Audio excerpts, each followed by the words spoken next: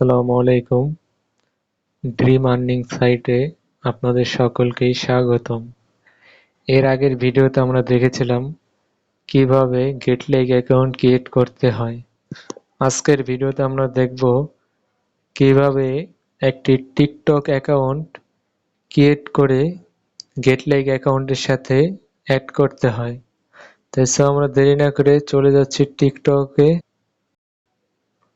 আমরা এখন টিকটকে সরাসরি চলে আসছি।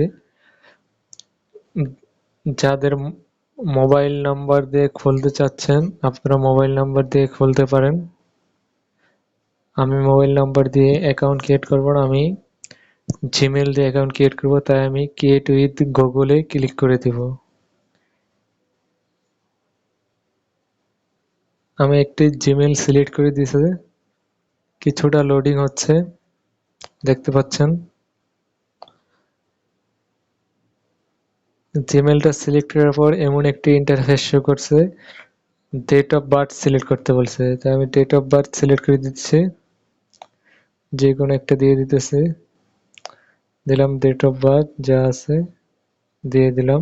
আপনারা আপনাদের ডেট অফ বার্থ দিয়ে দিবেন। দেওয়ার পর লগইন হবে।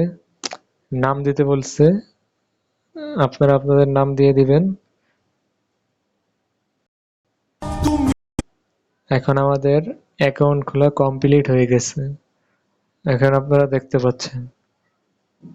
এখন গেটলাইকের সাথে আমাদের টিকটক আইডি অ্যাড করতে যে রিকোয়ারমেন্ট আছে 10 জন ফলোয়িং, 10 জন ফলোয়ার লাগবে, আর বাংলা গানের 10টা ভিডিও পোস্ট করতে হবে, আর প্রোফাইল পিকচার দিবেন এমন একজনের যেন ফেস দেখা যায়।